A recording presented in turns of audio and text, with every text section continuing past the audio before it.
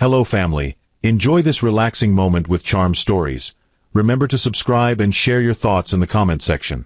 Also generously hit the like button cause it means the world to us. Please sit back, relax and enjoy as we dive into the story. Sophie watched the late afternoon light dance across the kitchen floor, thinking about the dinner she'd planned. Lemon-roasted chicken, her husband Ryan's favorite. Outside, the sun hung low in the sky, gilding the neighborhood in a warm glow. She felt a gentle buzz in her pocket and smiled at the thought of a sweet message from Ryan. They had been together for a decade. She knew his quirks, his sense of humor, and the gentler side he rarely showed the world. Fishing her phone out of her pocket, she swiped her finger across the screen. Instead of a typical "miss you, see you soon," or "I'm stuck in traffic," the text was ice-cold, terrifying in its bluntness. "My girlfriend is pregnant. We're getting divorced. Pack your things and leave." For a moment, her mind refused to process the words. A chill spread through her body, and she felt her heart thud painfully. Had she misread something? She reread it over and over, each time the sentence cutting deeper into her heart. In a desperate bid to confirm it was just a terrible mistake, she pressed the call button. The line rang, once, twice, up to 7 times. No answer. Each unanswered ring pressed the reality further into her heart. Suddenly, her hands started trembling, and she could barely hold the phone. The entire world, once steady and familiar, shifted beneath her feet.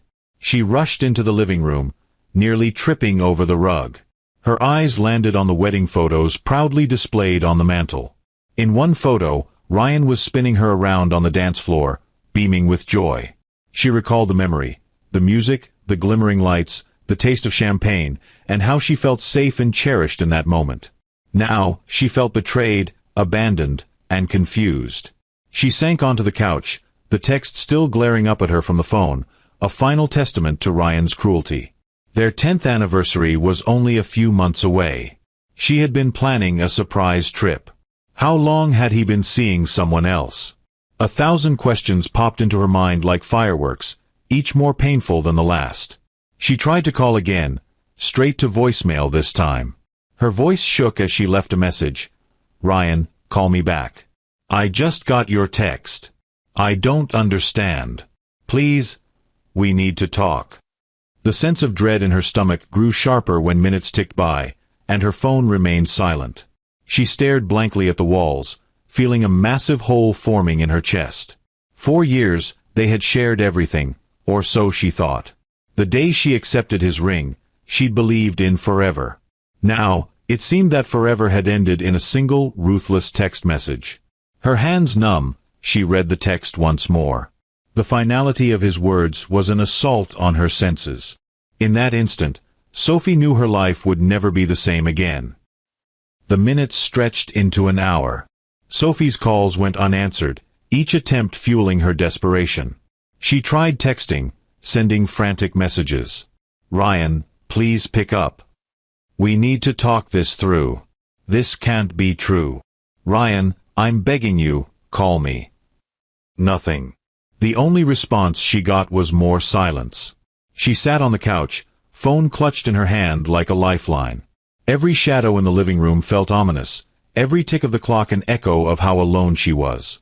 In all their years together, Ryan had never given her the silent treatment. Even during their worst disagreements, he would at least explain himself. She scrolled through their message history. Their last conversation from that morning was about him running late for a meeting. Nothing that hinted at this. Just hours ago, they were discussing dinner plans. How had everything changed so drastically?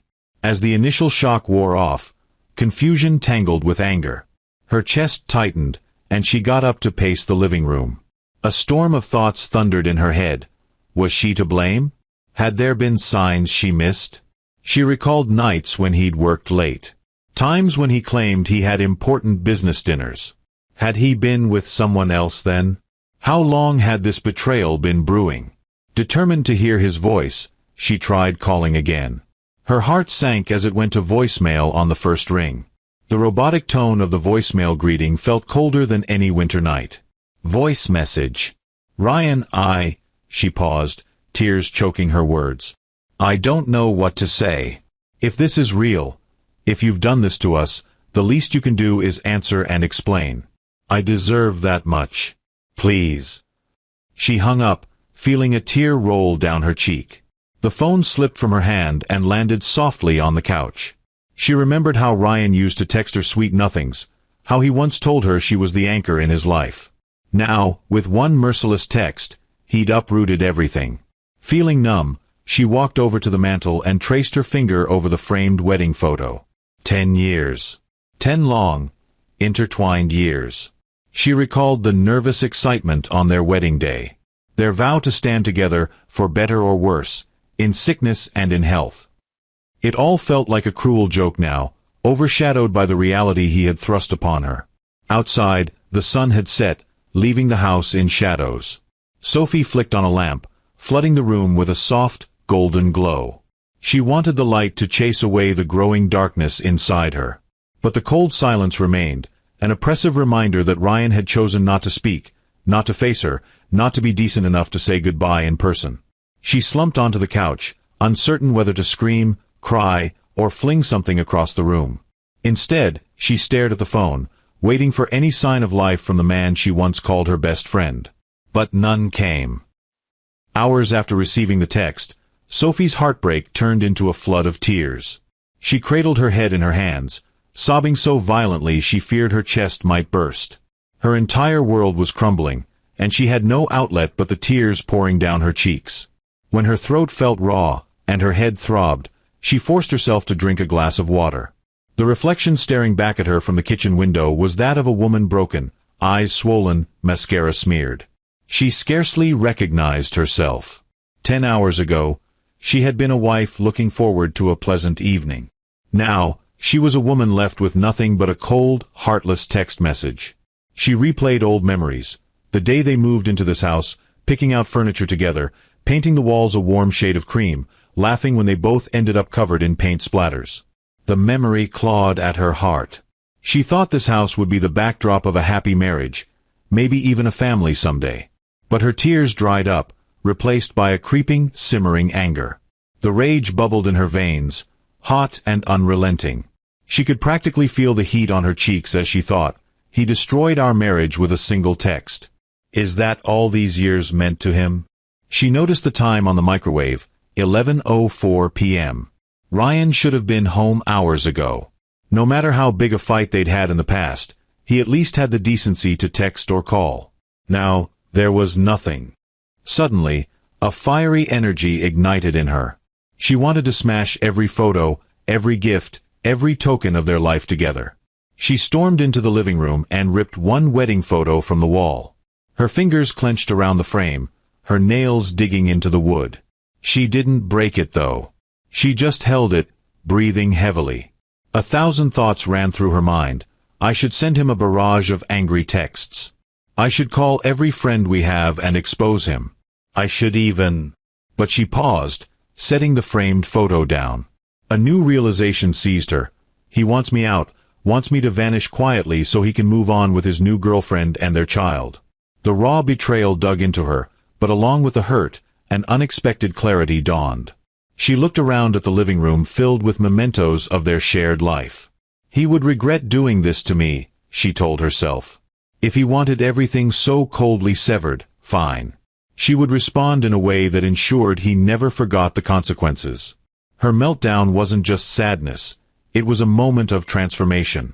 No longer was she the meek wife. In that instant, Sophie decided she wouldn't let him bury her in silence. She would come out of this stronger, even if it shattered every illusion she once held. After a sleepless night on the couch, Sophie woke to the dull gray light of dawn. She felt the aches of exhaustion in every joint. Her heart still throbbed with pain, but a grim determination had taken hold. Her mind buzzed with a plan. She decided to pack. Not just her clothes, but everything. If Ryan wanted her gone, fine, she would leave no trace of the life they shared. No souvenirs, no pleasant reminders, nothing. She picked up a box from the garage and started in the bedroom. The smell of his cologne hit her first, that musky sandalwood she once loved. She tossed pictures from the bedside table into the box. Her wedding ring, the sweet notes he'd left on her birthday, the decorative sculptures they'd bought on vacation. She fought back tears each time a memory assaulted her senses. But she refused to break again. Not yet. She moved methodically, room by room, taking down art from walls, emptying drawers. The entire time, she half expected Ryan to burst through the door, demanding to know what she was doing. Maybe they'd have a screaming match, maybe they'd talk it out. But the house remained silent. That wretched text message was all she had from him. By midday, she realized how much of the house she actually owned. The living room furniture? Purchased with her inheritance from her grandmother. The television? A gift from her parents one Christmas. Even the expensive dining set? She had used her bonus check 2 years ago to get it custom-made. In the process of packing, she discovered she owned the bulk of their possessions. As the boxes piled up, the house began looking stripped, naked. The reality of her departure sank in. She stopped in front of a silver-framed wedding photo. Ryan's face beamed, happiness radiating from every line. She stared at her own grin, so full of hope. Gently, she closed the frame and dropped it into a box. Hours later, she reached the last box in the kitchen, removing dishes, cutlery, even the coffee maker. She left nothing but bare cabinets. The house felt hollow, just like her heart. And that was precisely how she wanted Ryan to find it, a reflection of what he had done to their marriage. Before walking out, she placed a single post-it note on the bare living room wall. "You said you're done. So am I." No tears fell as she wrote those words. She simply stuck the note to the wall, took one last look around the empty house, and closed the door. In her heart, she whispered a silent goodbye to the man she once loved, to the life she had planned. Outside, the day was bright, and a breeze ruffled her hair. She loaded the last box into her car, feeling every muscle quiver with fatigue and adrenaline. This is it, she thought. This is how he'll find it. And a small, bitter smile tugged at her lips as she imagined his face when he saw the emptiness she'd left behind. Late that night, after Sophie had moved all her belongings into a storage unit, except a few boxes she took to a friend's place, she parked her car a discreet distance from the house. She just had to witness Ryan's reaction, even if from afar. Swallowing her anger and heartbreak, she settled into the driver's seat, sipping lukewarm coffee. Time crawled. Midnight approached, then 1 a.m., and still no sign of him. She almost left, thinking maybe he wouldn't come back at all.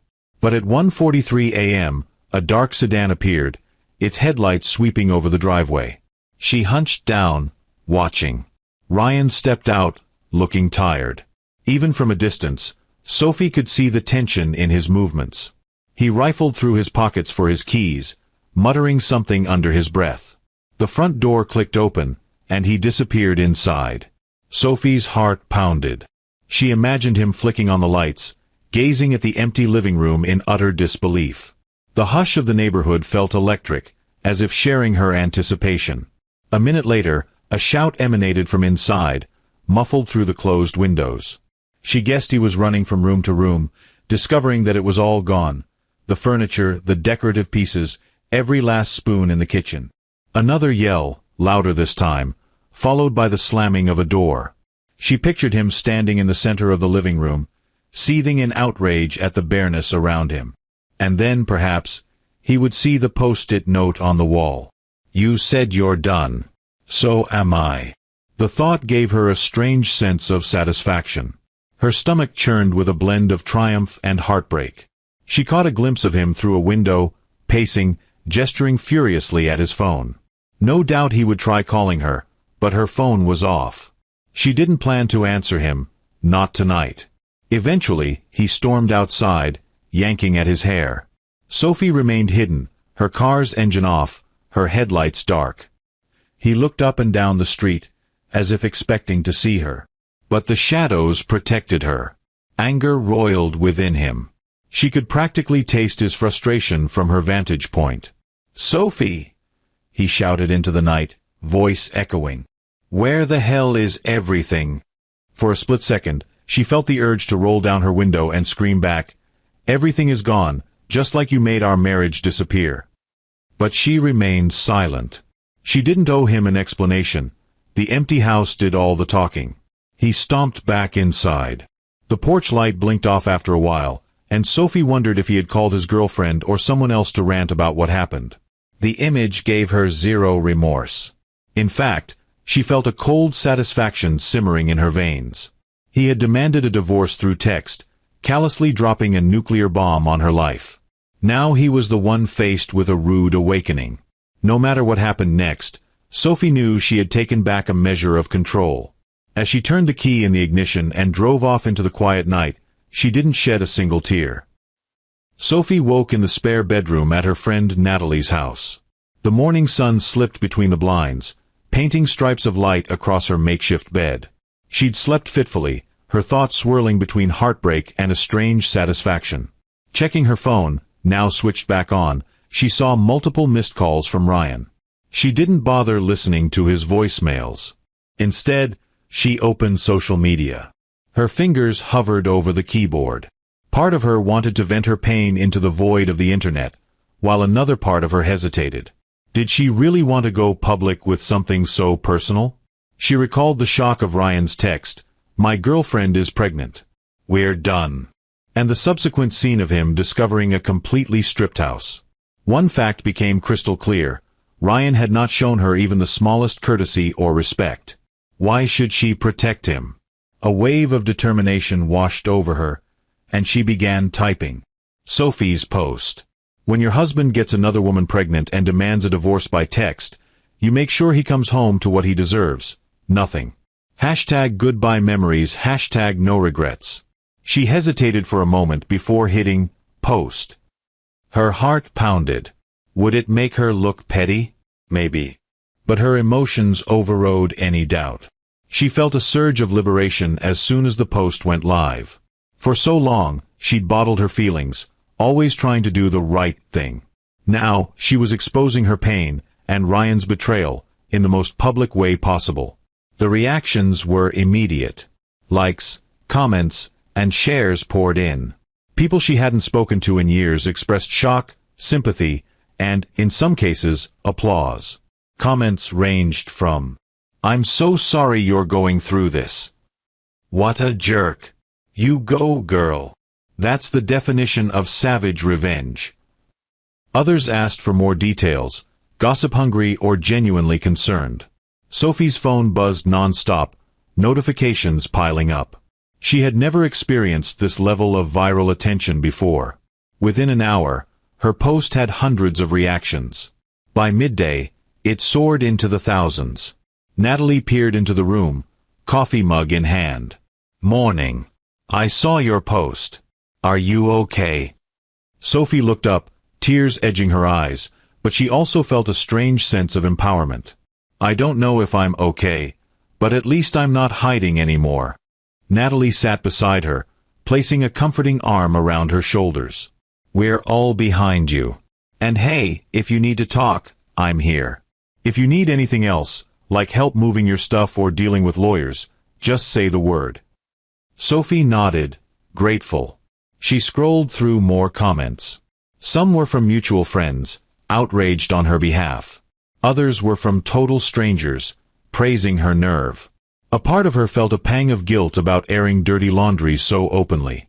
But then she remembered Ryan's text, the cruelty of a man who chose to end a decade-long marriage without even a face-to-face conversation. She typed another update. Sophie's follow-up post. For everyone asking, "I'm heartbroken but determined to move forward. Thank you for your support. Cheaters deserve what they get. Hashtag moving on, hashtag no time for liars." Hitting post once more, she set the phone down. The social media bomb was dropped. There was no going back. A swirl of adrenaline kept her heart racing. She knew there would be repercussions. Ryan might lash out, mutual acquaintances might judge her. But for now, she felt an intoxicating sense of release. She had taken their private crisis and turned it into a public revelation, shining a spotlight on Ryan's betrayal. Ding. Another notification. And another. The number of shares kept climbing. People were outraged and fascinated in equal measure. As she sipped the coffee Natalie handed her, Sophie knew life was about to get far more complicated, but also that she had seized some power back. And right now, that was enough to keep her going. By late afternoon, Sophie realized just how viral her post had gone. She watched in real time as the like count skyrocketed, comments poured in from every corner of the internet, and random people sent her friend requests alongside messages of solidarity or curiosity. She saw tags from popular drama pages, relationship forums, and even some local news outlets that picked up her story. She felt a mixture of mortification and satisfaction. Part of her never intended for this to become a global spectacle. Yet, seeing complete strangers rally around her, condemning Ryan's cruelty, gave her a sense of validation she desperately needed. Natalie laughed, holding up her phone. "Girl, I just saw your story on a popular relationship blog. They even used your exact words about making sure he came home to an empty house. People are calling you a revenge queen." Sophie's cheeks flushed. "This is insane. I never expected it to blow up this way." Her phone buzzed again, another direct message from someone claiming to be a journalist wanting an interview. But it wasn't all supportive messages. A few critics accused her of being too harsh, questioning why she didn't handle the divorce privately. One person wrote, "Two wrongs don't make a right. You shouldn't have stooped to his level." Sophie felt a stab of insecurity. She stared at the screen, second-guessing herself. But then she remembered the text that shattered her life. She remembered her frantic calls, all ignored. She exhaled, letting the moment pass. Amid the chaotic frenzy of notifications, she spotted a message from Ryan's account. It read simply, "We need to talk. Answer your phone." Her heart tensed at the sight of his name, a reminder of the pain he had inflicted. She hovered her thumb over the message, torn between wanting to lash out and craving an explanation. Ultimately, she didn't respond. He'd shown her no respect, she owed him none. Especially not with the fresh memories of his betrayal. Across the internet, the narrative had already taken shape. The scorned wife who discovered her husband impregnated another woman and took ultimate revenge by stripping their home bare. The sensationalism almost amused Sophie. She knew the deeper pain behind the memes, the jokes, and the triumphant posts. If only these strangers knew how many nights she'd spent dreaming of a happy family, a future with Ryan. Yet, the widespread backlash against Ryan felt like a shield around her. People posted scathing remarks on his social media, tagging him relentlessly. Some wrote, "How dare you treat your wife like this? The internet never forgets, cheater." Watching him get publicly dragged was a catharsis Sophie never expected but found strangely comforting. Natalie teased her gently. "He messed with the wrong woman in the era of the internet. Serves him right." Sophie cracked a small smile. She recognized the irony. The same platforms that once carried her innocent vacation photos with Ryan now spread news of his betrayal. By nightfall, it had escalated to the point that even Ryan's closest friends had turned on him publicly. She almost felt pity for him. Almost. Nevertheless, an undercurrent of sorrow still followed her like a shadow. The support was overwhelming, but it couldn't erase the loneliness in her heart. She had lost the man she once believed was her soulmate. But if he wanted to keep silent and hide behind a text message, she had her own army now, an online community that refused to let his betrayal go unnoticed. The following morning, Sophie woke to the shrill ring of her phone. This time, instead of ignoring it, she checked the caller ID, Ryan. Heart pounding, she pressed accept.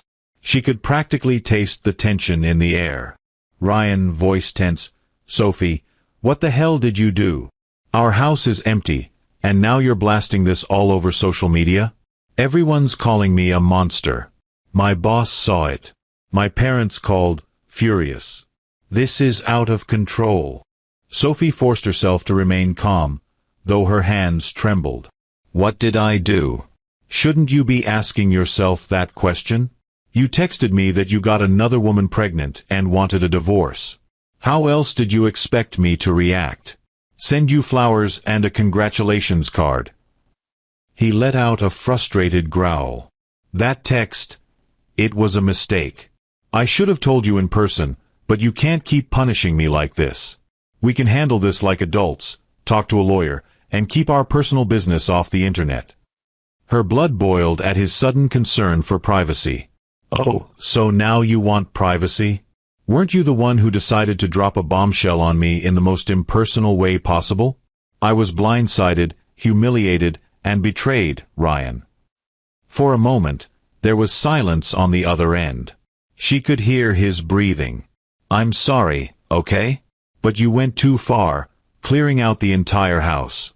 Our neighbors are talking, my friends are calling me, asking what's going on. You're making me look like a fool.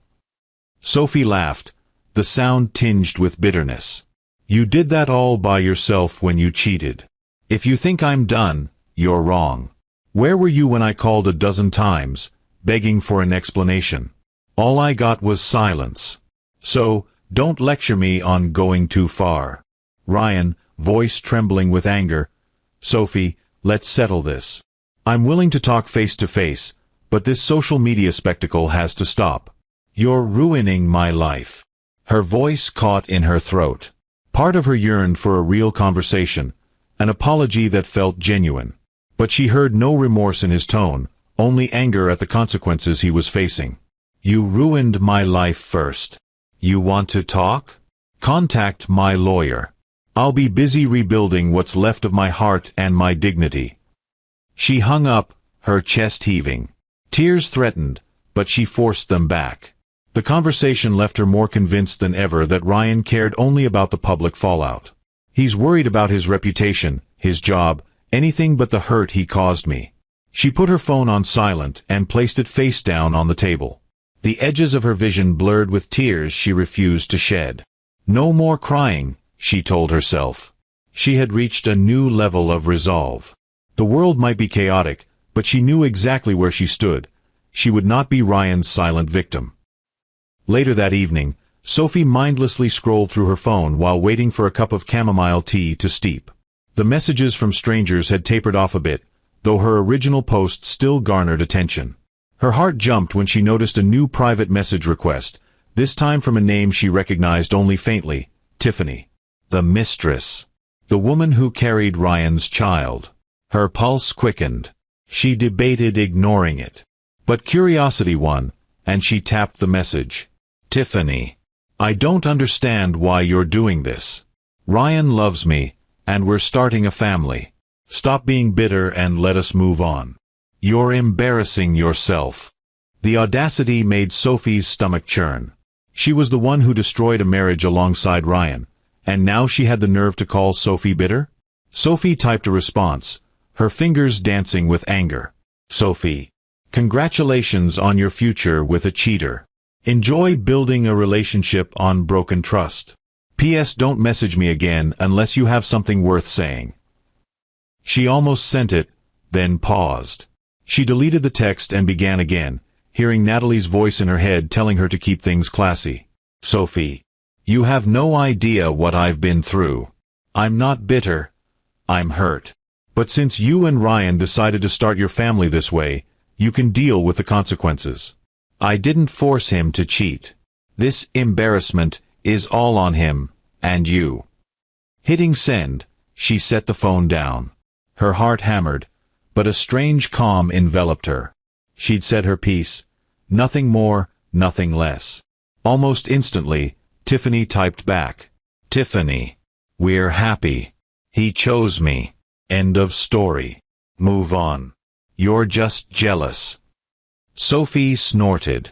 Her jaw tensed, but she refused to be baited. She exited the conversation, blocking Tiffany's account. There was no point in engaging further. It was clear Tiffany felt untouchable, thinking Ryan's presence would guarantee a bright future. Little did she know, the wave of repercussions was just getting started.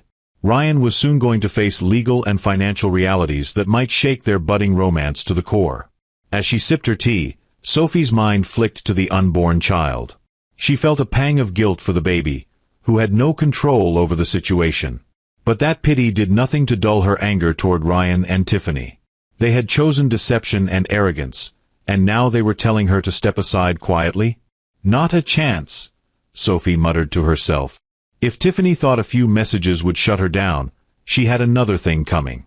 Sophie was done playing the meek, forgotten wife. Sophie closed her eyes, inhaling the calming scent of chamomile, reminding herself that she was not alone. Friends, and an army of internet supporters, had her back.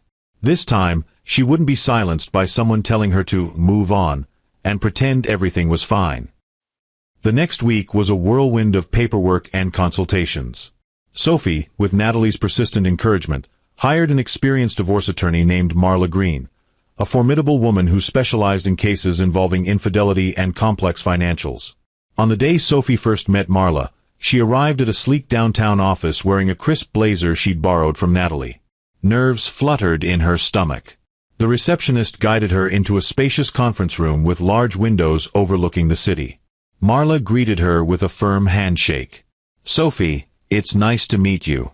I've reviewed the notes you sent over. Let's talk strategy." Taking a seat at the conference table, Sophie explained everything: the text message, the other woman, the empty house. Marla's eyebrows arched with interest. "He texted you for a divorce, claiming he has a pregnant girlfriend? That's quite the scenario. And you own most of the property, correct?" Sophie nodded, her voice trembling slightly. "We never had a formal prenuptial agreement. Many of the household items and even part of the business are under my name. I used my inheritance and earnings to pay for them." Marla leaned forward, her expression sharpened with focus. "This might actually be advantageous. He wants a quick divorce to move on with his pregnant girlfriend, but the law doesn't favor spouses who commit financial or emotional wrongdoing. In this state, infidelity can tilt negotiations." Sophie fiddled with her hands. "I don't want a nasty fight, but I'm not going to let him walk all over me. He's ignoring my calls or sending me rude messages, and I feel I deserve justice for what he did." Marla nodded, tapping a pen on her legal pad. "Absolutely. We'll file for divorce, citing adultery. We'll request alimony, property division, and we'll emphasize that you're a co-owner of his business, or at least you have a claim given your investment." Sophie's eyes widened. "He's the majority owner. But yes, I used part of my inheritance to help him launch it." "Marla, then you have a claim. Divorce courts consider that a marital asset.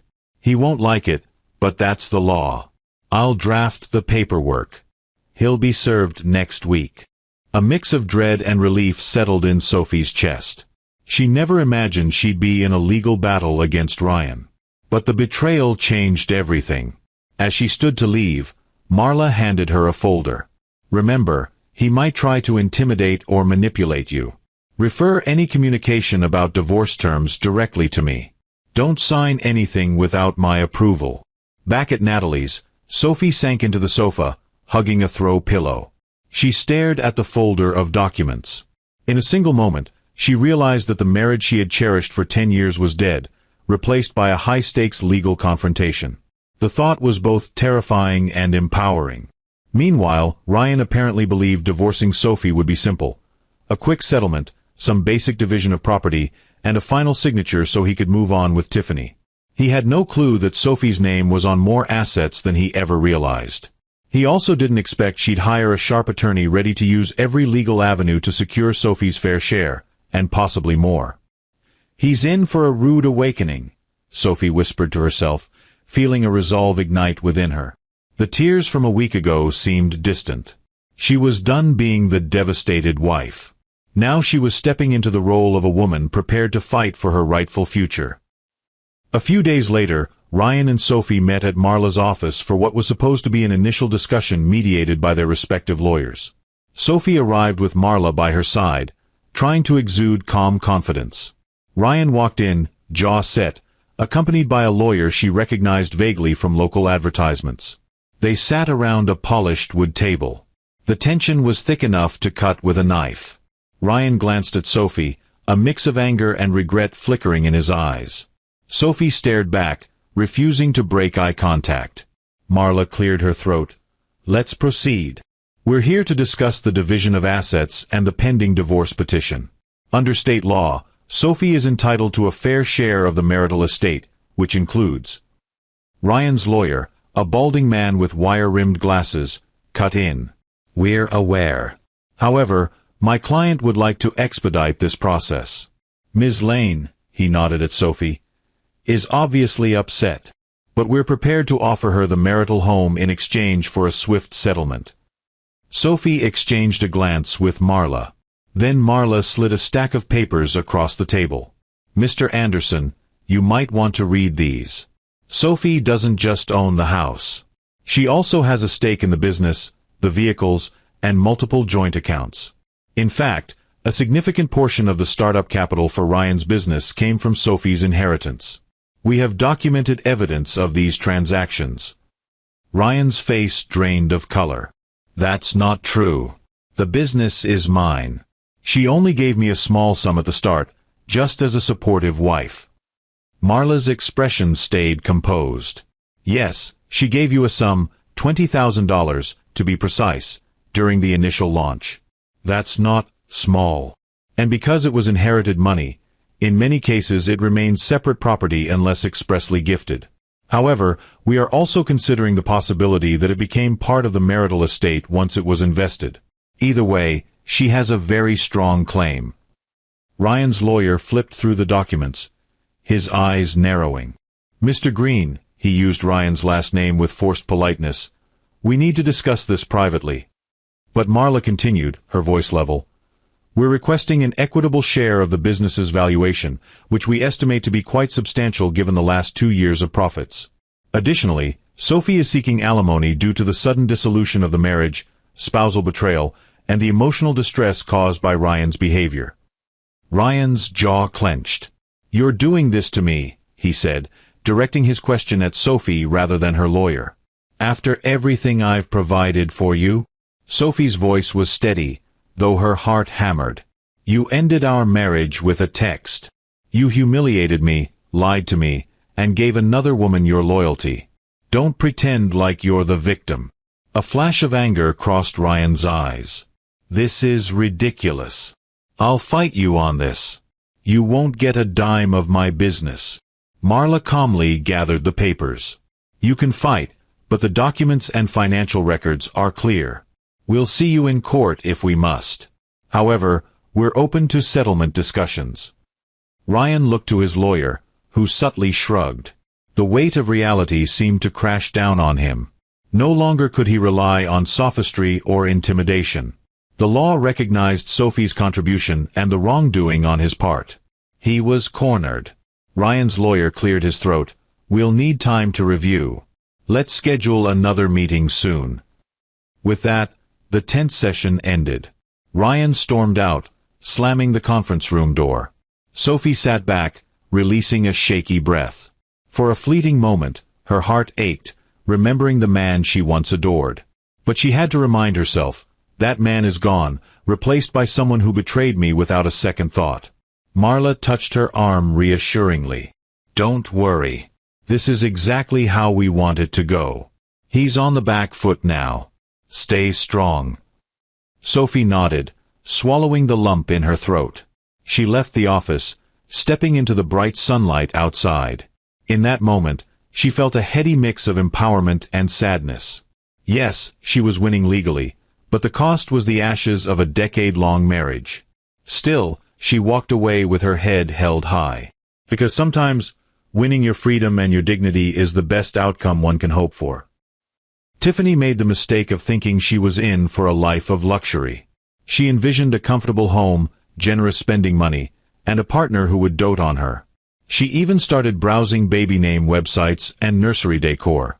But as rumors of the court battle circulated, Tiffany began hearing murmurs that Ryan's finances might not be as secure as she thought. One night, as Tiffany lounged on the couch in her small rented apartment, paid for by Ryan, of course, she decided to confront him. He arrived looking exhausted, tie undone, sweat forming on his brow. Tiffany, why do you look so stressed? You said we were fine.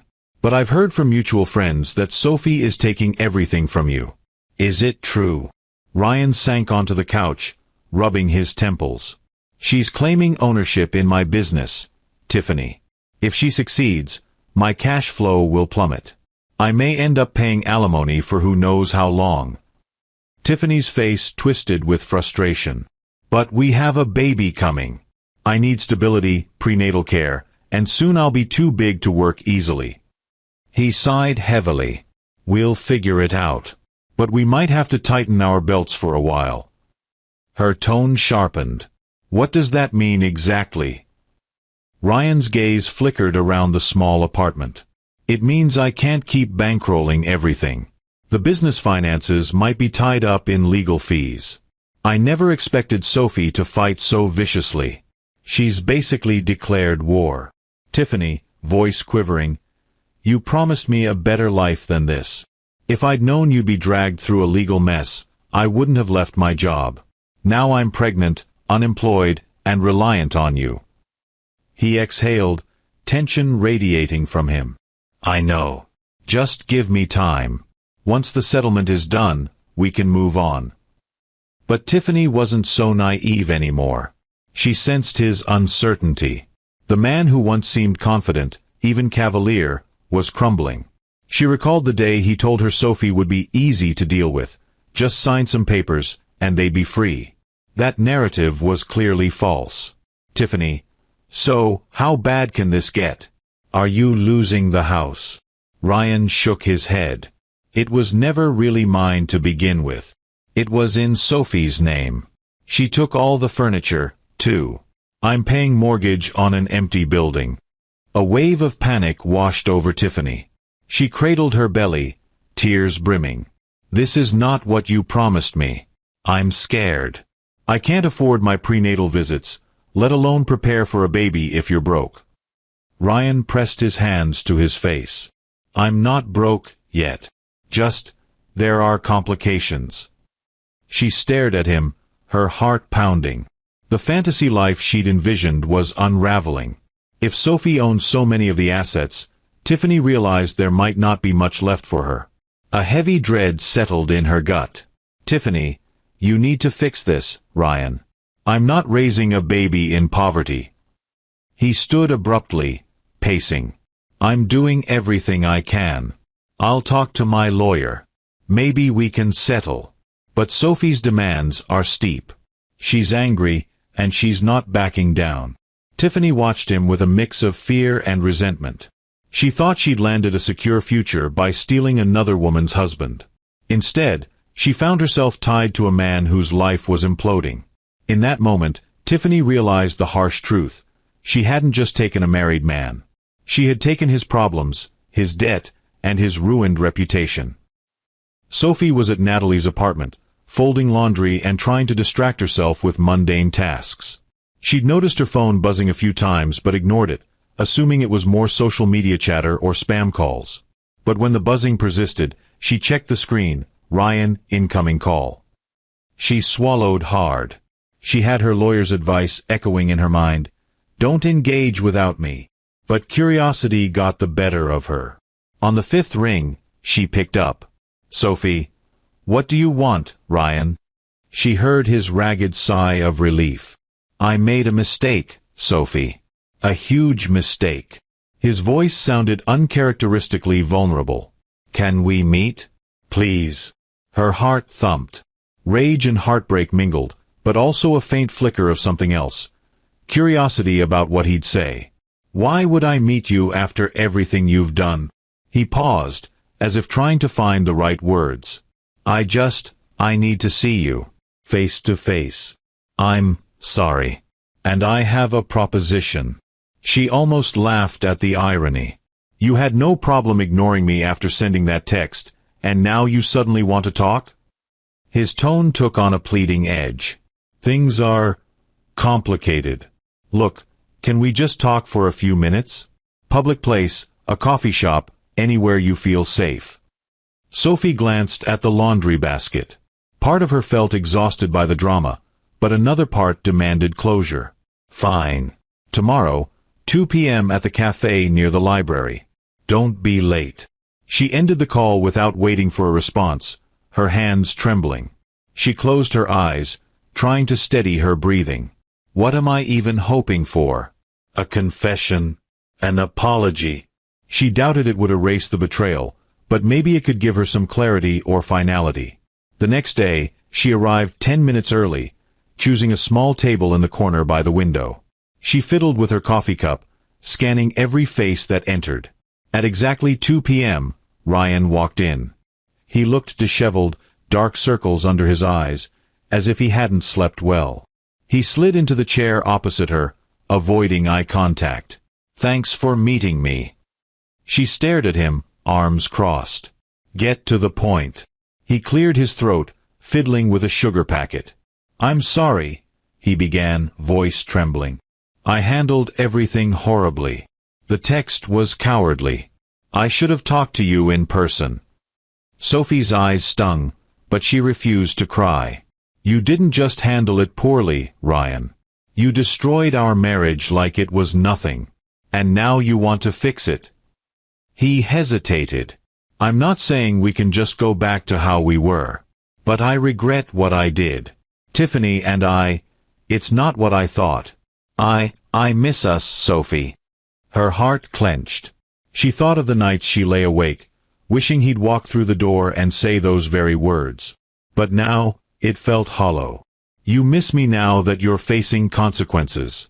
Let me guess, your finances are at risk, the internet hates you, and Tiffany isn't the fairy tale you expected."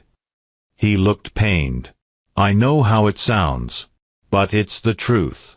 I'm overwhelmed, and I realize how important you were in my life." She laughed bitterly. "You can't just come crawling back when you lose everything.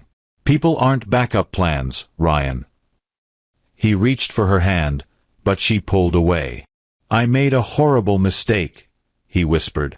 "Is there any chance at all we could fix this?" For a moment, Sophie felt a surge of old feelings. 10 years of memories, the comfort of familiarity, the dream of a future together. But then her mind replayed the text message, the cheating, the betrayal. She shook her head, standing up. "It's too late. Even if I still love the man you used to be, you've shown me who you are now. I won't go back." Ryan's eyes watered. "Then what about the divorce settlement? Can we at least talk about?" Sophie grabbed her purse. "That's between our lawyers. This meeting is over." And with that, she turned and left the cafe, ignoring his pleas. Her heart pounded with a mix of sorrow and relief. She might have wanted to hear him say he was sorry, but she never expected it to feel so empty.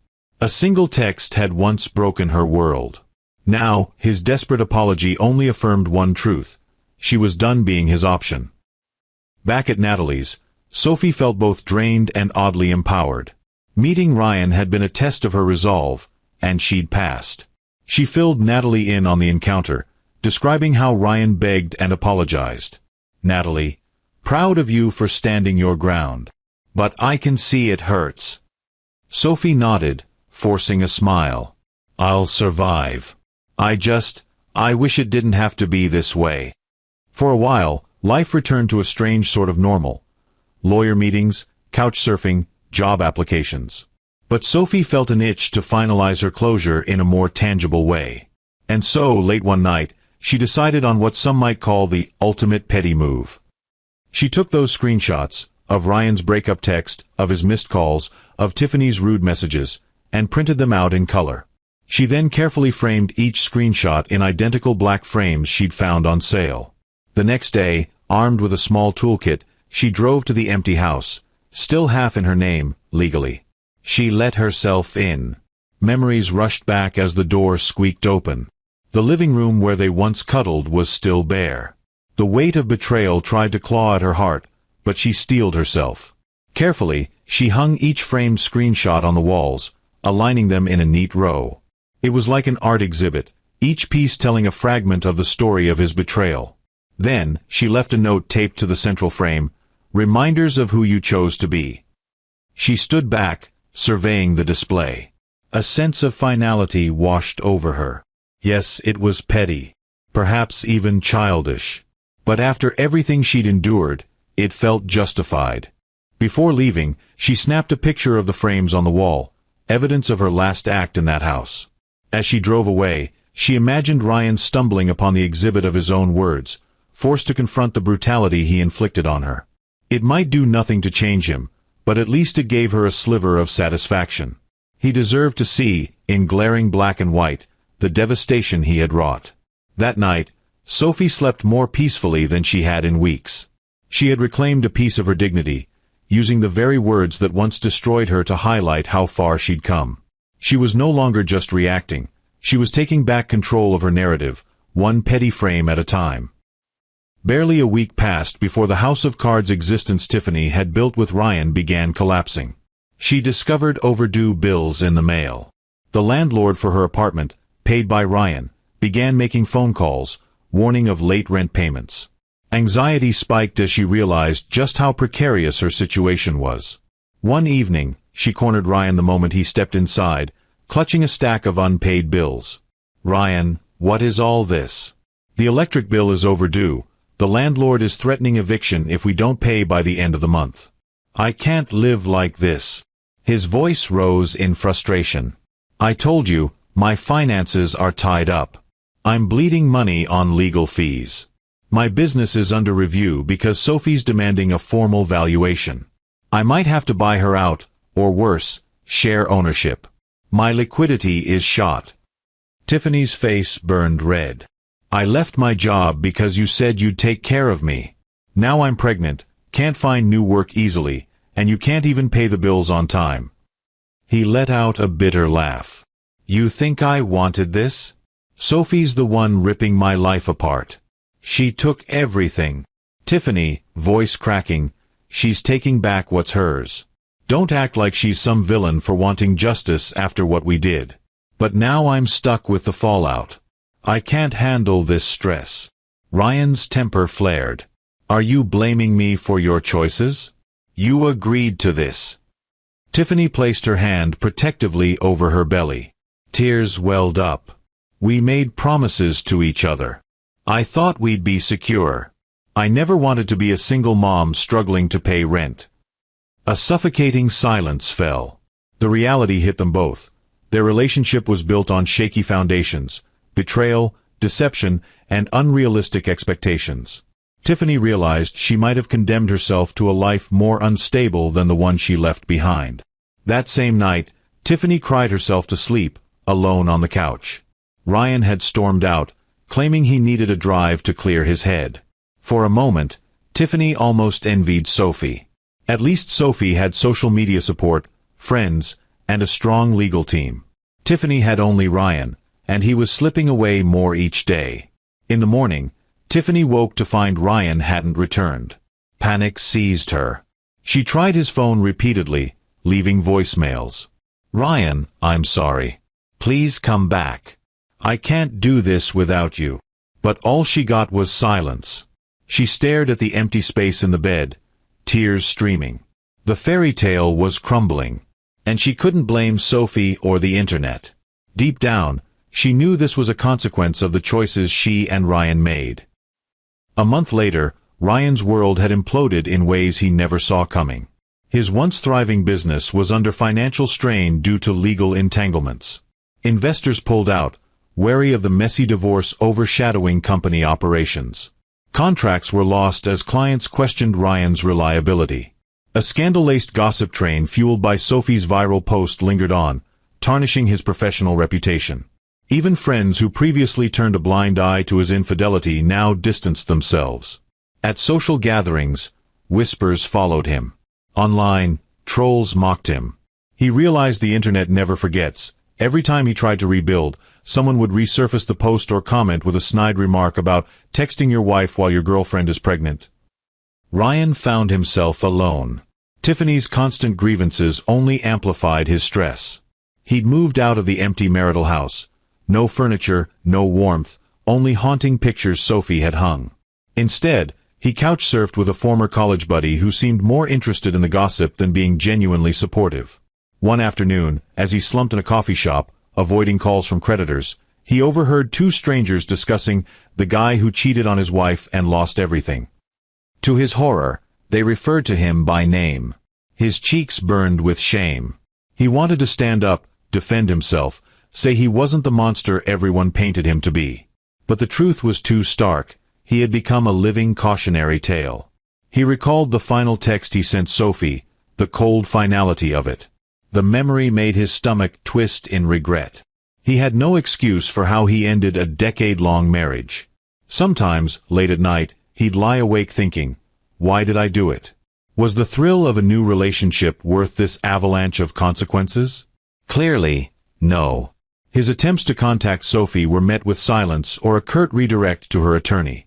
Tiffany threatened to leave him daily, exasperated by his inability to provide the life she expected. Indeed, the child she carried was now overshadowed by uncertainty, resentment, and fear. This was karma, he realized. A swift, punishing force fueled not just by Sophie's legal moves but also by the unstoppable spread of information in the digital age. He wondered if he'd ever dig himself out of this hole he created, or if he was destined to spend his days haunted by the face of the woman he betrayed and the future he foolishly threw away. Meanwhile, Sophie found herself on a surprising upward trajectory. Her divorce had turned her life inside out, but it also opened doors she never expected. Her viral story caught the attention of a local talk show producer who invited her to share her experience. At first, Sophie hesitated, worried it would be another invasion of her privacy, but Marla assured her it could help build public goodwill, which might indirectly strengthen her bargaining position in court. So, one afternoon, Sophie found herself in a TV studio, bright lights shining down on her. The host, a charismatic woman named Lydia, introduced Sophie's story with a blend of empathy and sensational flair. Lydia, today, we have Sophie Lane, whose story of heartbreak and triumphant revenge took the internet by storm. Welcome, Sophie. Sophie offered a polite smile. Thank you for having me, Lydia. With the cameras rolling, Sophie recounted the fateful text, the emptiness of the house Ryan discovered, and the overwhelming support from strangers. She chose her words carefully, aiming to be honest but not overly vindictive. Lydia, leaning in. So, when you emptied that house, was it purely for revenge, or did you just want to reclaim what was yours? Sophie paused, considering. A bit of both. I won't lie, it was partly an emotional response. But I also owned those items. After he disrespected me so thoroughly, it felt right to take back what belonged to me. The studio audience murmured in agreement. Some even cheered quietly. Sophie realized the majority were on her side. During a commercial break, Lydia touched her arm. You're handling this with incredible poise. Would you be open to doing a follow-up interview later in the season? I think our audience would love to see how your journey continues. Sophie nodded. I'd consider it. The show ended on a note of empowerment, with Lydia emphasizing Sophie's resilience. Backstage, a tall man in a sharp suit approached her. Excuse me, Ms. Lane. I'm Richard Palmer, CEO of a public relations firm. I was impressed by how you handled yourself up there. I'd love to discuss a potential role at my company. We need someone with strong communication skills and, frankly, a backbone. Sophie blinked, taken aback. I haven't done PR. My background is in administrative work and event coordination. He offered a confident smile. All the better. Your story resonates with people, and you clearly handle pressure well. Here's my card. Call me if you're interested. We can start with a consultation contract. She accepted the card, heart pounding with excitement.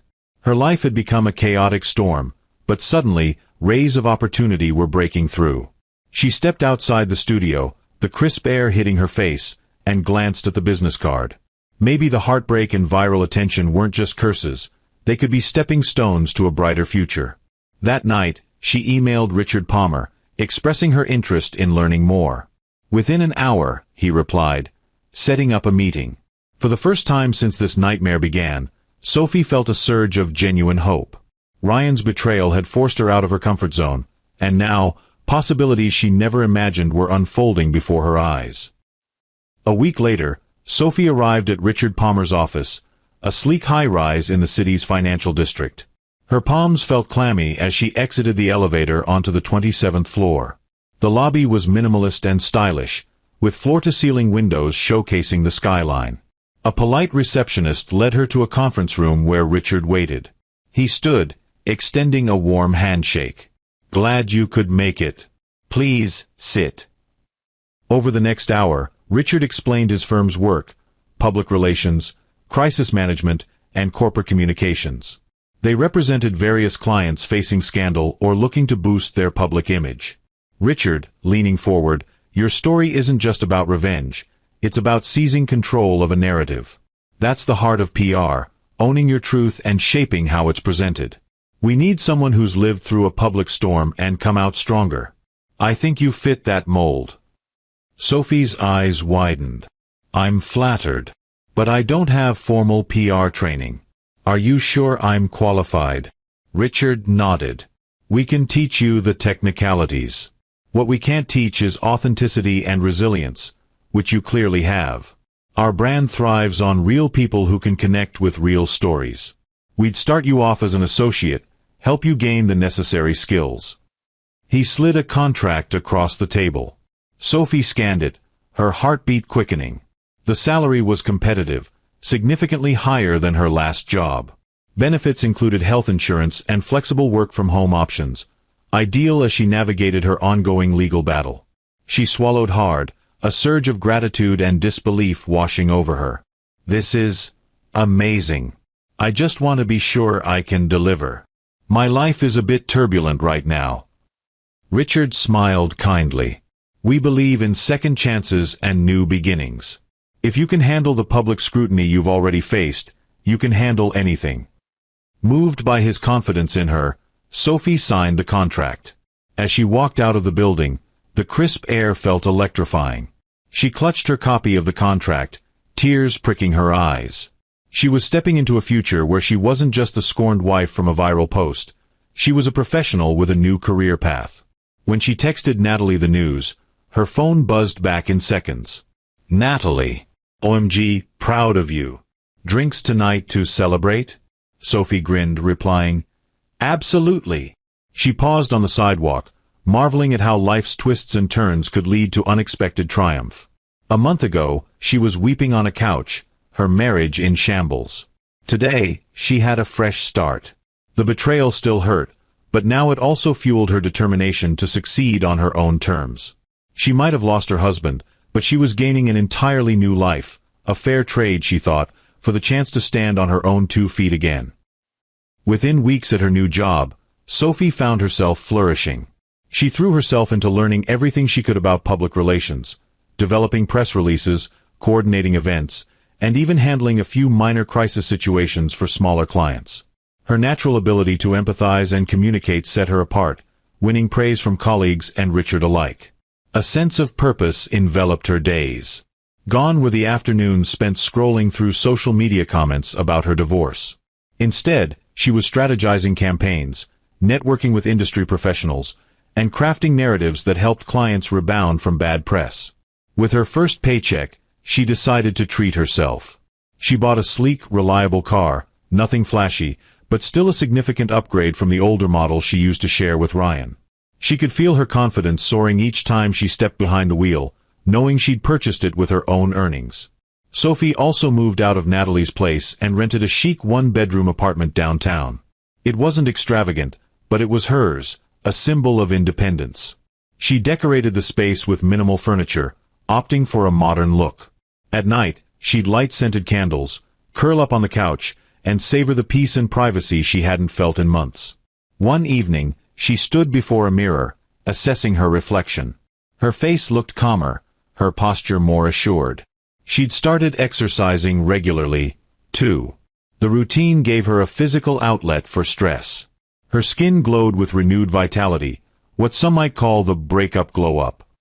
Natalie, during a phone call, I barely recognize you these days, sophomore. You sound so centered. Sophie laughed softly. I feel it, Nat. I feel like I'm finally in control of my life. The pain's still there, but it doesn't rule me anymore. Her social media presence also evolved. She posted less about the divorce drama and more about her personal growth. Pictures of her new apartment, glimpses of her daily life at the PR firm, and quotes about resilience. The online world applauded her transformation, with many praising her resilience as an inspiration. But the greatest testament to her new life was how little she thought about Ryan. His calls had dwindled, and he mostly communicated through lawyers now. Sometimes she'd hear rumors. Tiffany's pregnancy was progressing, Ryan's business was struggling, But Sophie found that she no longer cared. Her happiness no longer hinged on his actions. Instead, she poured her energy into herself, discovering new hobbies like painting and volunteer work. She attended charity galas through her PR connections, rubbing shoulders with high-profile personalities. Each event reminded her how far she'd come, from the heartbroken wife to a woman forging her own path. Looking around her cozy, modern apartment, she allowed herself a contented sigh. She was living proof that heartbreak, while devastating, could also spark a rebirth. The woman who once sobbed on a couch, paralyzed by betrayal, had evolved into someone stronger, wiser, and unstoppable. And every day felt like a step closer to the life she deserved. In stark contrast to Sophie's upward climb, Ryan sank further into regret. He found himself scrolling through her social media late at night, seeing pictures of her new apartment, her bright smiles at work events, her updates about personal growth. She looked radiant, happier than he'd ever seen her, even during their marriage. Each image sent a pang through his chest. He'd expected her to fade into obscurity, crushed by his betrayal, quietly signing the divorce papers. Instead, she had become something of a local celebrity, championed online for her strength. Meanwhile, he endured the fallout of bad press. Clients balked at renewing contracts. His workforce morale plummeted amid rumors of layoffs. Every attempt he made to salvage the business seemed overshadowed by gossip and negative online chatter. Ryan, thinking aloud, "I ruined everything." Tiffany noticed his mood one evening, her belly now visibly pregnant. She caught him staring at Sophie's profile. "Why do you keep torturing yourself?" He averted his gaze, shutting off the phone screen. I never thought she'd move on so easily." Tiffany's face tightened. "Maybe you're finally realizing what you lost. But you have a child on the way. Try focusing on that instead of sulking over your ex." Ryan bristled at her tone. Part of him resented Tiffany for being a constant reminder of his infidelity. He knew it was unfair, but regret clouded his judgment. He also recognized that the spark between him and Tiffany was quickly fading under financial stress and incessant arguments. That night, he stared at the ceiling, thoughts swirling. He recalled the simpler days with Sophie, cooking dinner together, laughing at inside jokes, sharing dreams of traveling. Now, all he had was a toxic swirl of legal battles, internet hate, and a relationship teetering on collapse. He tossed and turned, haunted by the knowledge that he had done this to himself. Sophie had always been the steady one, the one who believed in him even when he doubted himself. He traded that devotion for a fleeting thrill, and now that thrill was overshadowed by the stark reality of an impending child and a crumbling life. In the quiet darkness, he whispered her name, as though calling out into an abyss. A wave of longing and self-loathing washed over him. He realized that sometimes, when you take a wrong turn, you can't just backtrack to the life you left behind. Some mistakes are irreversible, and all that remains is the bitter regret of what could have been. Late one evening, Sophie's phone buzzed with an email notification. She opened it, expecting another work message, but froze upon seeing Ryan's name in the sender line. Subject: I miss you. Sophie, I'm sure this is the last thing you want to read. But I can't keep quiet anymore. I've lost so much: friends, business deals, respect, and in losing those things, I realized the biggest loss was you. I was wrong. I was selfish. I can't even justify my actions. I don't know why I did what I did, except maybe I got caught up in chasing excitement and ended up destroying the best thing in my life. If there's any part of you that still cares for me, please respond. We don't have to get back together. I'm not even sure you'd ever want that. But I need closure, and maybe you do too. I'm sorry. For everything. Ryan. Sophie's hands trembled, her heart stuttering. She read the email twice. It was the most heartfelt apology she'd seen from him, more than the mumbled words at the coffee shop. A swirl of emotions, anger, sadness, pity, collided in her mind. She shut her laptop, trying to focus on the present moment. Closure. She had found her own closure by moving on, forging a new life. Did she owe him a response? The next morning, with a clear head, she crafted a reply. Subject: I miss you. Ryan. You're right. I don't want to get back together. I needed closure too, but I found it in the fact that I can't trust or respect you anymore. That alone closed the door for me. I appreciate the apology. I hope you find a path forward in life that makes you a better person. But I won't be a part of it. Good luck, Sophie." She hit send, her stomach churning with a blend of finality and relief. This was her last word on the matter. She had taken charge of her life, and she refused to let any lingering emotions hold her back. For the rest of the day, she threw herself into work, ignoring the nagging sense of melancholy. Despite her progress, heartbreak still left its scars. But she reminded herself that healing wasn't linear. One day at a time, she rebuilt her sense of self-worth and stability. By evening, Ryan replied with a single line. Subject, I miss you. You're right. I was wrong. Good luck to you too. No more pleas, no more excuses. Sophie exhaled, reading the short response. Perhaps he finally understood the full weight of his actions. With that email exchange, she sensed the last tendril of emotional connection snapping. The chapter was truly, irrevocably closed. Meanwhile, Tiffany found herself grappling with the harsh reality of her situation. As Ryan's income spiraled downward, their relationship deteriorated. Heated arguments became the norm. Stress overshadowed any semblance of affection they once shared. One day, Tiffany marched into the living room of their new, modest rental home, brandishing her phone. "Ryan, I can't believe this.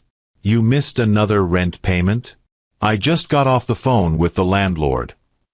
Ryan, hunched over his laptop, shot her a glare. "I'm doing my best. You think I enjoy being in this mess?" She scoffed, resting a hand on her now heavily pregnant belly. "This isn't just about you. I'm carrying your child. We need stability, medical bills covered, a nursery. I have nothing prepared." He raked a hand through his hair. "I told you, my business is in freefall. I can't just snap my fingers and fix it." Tiffany bit her lip, tears brimming. "I left everything for you. My job, my friends. You promised me a good life." Frustration erupted. "What do you want me to say, Tiffany? I messed up. Maybe we both did." Days later, Tiffany filed a lawsuit against Ryan for emotional distress and financial abandonment, hoping to recoup some form of support. It was a desperate move, one born from fear. Yet, she soon realized he didn't have the funds to pay any significant judgment. Her attempt to force stability through legal means only deepened the rift between them. The irony was glaring. The once triumphant mistress, who taunted Sophie to move on, now found herself on the losing side. With no job, a baby on the way, and a partner who could barely keep a roof over their heads, Tiffany felt the full brunt of karma. As the lawsuit floundered, Ryan's lawyer pointing out his lack of assets, Tiffany watched her last hope crumble. She realized, too late, that she had tethered her future to a man drowning in his own consequences. In a final blow, she discovered messages Ryan sent to mutual acquaintances, complaining about how Tiffany trapped him with a pregnancy. The mistress, once confident she'd won a grand prize, realized she held only broken promises. And the man she fought so hard to claim was no longer someone worth having. Months passed, and Sophie's life blossomed further. The divorce was finalized. She ended up with a fair settlement, including a structured buyout from Ryan's business, though it was worth significantly less now. Still, it was enough to secure her future and pay off any lingering debts. One evening, she attended a charity gala for a non-profit supporting domestic abuse survivors, a cause dear to her heart, given her own emotional trauma. She mingled among philanthropists, business leaders, and media personalities. Dressed in an elegant black gown, she felt a sense of belonging she'd never experienced before. Halfway through the event, she spotted Ryan across the ballroom. He looked gaunt in an ill-fitting suit, wearing a strained expression. He was alone, sipping water by the bar. Her stomach flipped. They hadn't crossed paths in person since the settlement's conclusion. Summoning her courage, Sophie approached him. Their eyes met, and he swallowed hard. "Ryan, Sophie, you look amazing." She inclined her head politely. "Thank you." A beat passed before she added, "How are you?" He gave a hollow chuckle. Surviving, I guess. It's been tough. Sophie nodded, her voice gentle. I'm sorry to hear that. They fell into a brief silence, the hum of the gala swirling around them. Eventually, Ryan's shoulders slumped. He spoke in a near whisper. I wish I had never left you. She studied him, remembering the man she once loved and the betrayal that shattered her heart. Yet, she felt no animosity in that moment, only a calm acceptance of the past. Sophie, softly, I wish you hadn't either. But you did. He lowered his gaze, tears threatening to spill. Her chest tightened with a surge of empathy. She placed a comforting hand on his arm, then withdrew. Take care, Ryan. With that, she turned and walked away. A sense of finality washed over her. She'd always wondered how she would feel if he ever expressed profound regret. Now, she knew, it didn't change a thing. She could feel compassion for his pain without sacrificing her own well-being or self-respect. For the rest of the night, she mingled, laughed, and even gave a small speech about her personal journey, tying it to the cause of empowerment. The crowd applauded, some moved to tears. She left the gala with her head high, a shining testament to how far she'd come. Walking to her car, she reflected on the encounter. She hoped Ryan would learn from his mistakes, but she also knew she was no longer responsible for him. Her life was her own. And that realization was the ultimate closure. Time moved on. The internet, once aflame with gossip, found new scandals to feast on. But Ryan's name occasionally resurfaced in memes and cautionary tales about cheating. He discovered that every time he tried to date, people recognized him as the guy who cheated on his wife with a pregnant mistress and lost everything. Potential partners would recoil or grill him about his past until it became unbearable. At work, the reputation clung to him. He managed to keep the business afloat, barely, but it was a shadow of its former self. Team morale never fully recovered, and new clients shied away from a man with such notorious baggage. Friends. Most drifted away. A few stuck around out of pity or nostalgia, but the camaraderie was never the same. Family gatherings turned awkward. His parents constantly hounded him about his life choices. For Sophie, life kept expanding. She gained traction at Richard's firm, eventually leading a team and playing a pivotal role in major PR campaigns. She developed a reputation for empathy-driven storytelling that resonated with clients. Media outlets occasionally did follow-up pieces on the scorned wife who turned heartbreak into success, painting her as a resilient figure. She didn't mind the attention. It was a reminder of how far she'd come. The internet's memory might fade, but certain stories stuck like glue.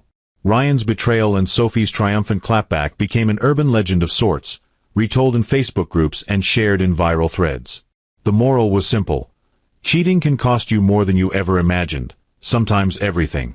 Yet the deeper lesson lay in Sophie's transformation. She had shown that betrayal, while devastating, needn't define one's life. Survivors of heartbreak messaged her, saying she inspired them to reclaim their power. In helping others, she found healing. Ryan, on the other hand, spent his days haunted by a single text message he'd foolishly sent, a message that once felt like a momentary convenience but had turned his existence upside down. The internet might move on to new dramas, but in the hearts and minds of those who followed the saga, a clear takeaway remained. Treat those you love with respect, or risk losing them, and your own reputation, in spectacular fashion. Sophie's story became a permanent fixture in online folklore, often captioned with lines like, "When karma strikes, it strikes hard." But behind the viral headlines, Sophie was simply a woman who refused to let betrayal ruin her. She had loved fiercely, been hurt deeply, and then risen stronger. In her new life, she found friendship, purpose, and even the beginnings of a new romance with someone who valued her for who she was, although she took it slow, guarding her heart with lessons learned. Her social media narrative shifted from heartbreak to hope, offering tips on personal empowerment, financial literacy, and emotional healing. She wrote a short ebook about overcoming infidelity, with proceeds supporting organizations helping women in crisis. Fans praised her generosity and resilience. Ryan remained a footnote in her life, a cautionary memory of what once was. She neither glorified his downfall nor lamented it. He was simply part of her past, a past that made her who she was but no longer dictated her future. And so, in the final chapter of this saga, the woman who lost her husband in the cruelest way imaginable turned her greatest heartbreak into the spark that ignited a brand new chapter of success. The internet, once her battlefield, became her stage for growth and advocacy. And while Ryan grappled with regret, Sophie soared. She didn't just survive, she thrived. And in doing so, she proved that when the dust settles, it's not the betrayal that defines you, but the grace and determination with which you rise from its ashes. I'm glad you made it to the end. I hope you enjoyed the story. Please go ahead and generously hit that like button and subscribe for more captivating tales like this. We'd love to hear from you. What lessons have you learned from this story? Share your thoughts in the comments below. See you in the next story.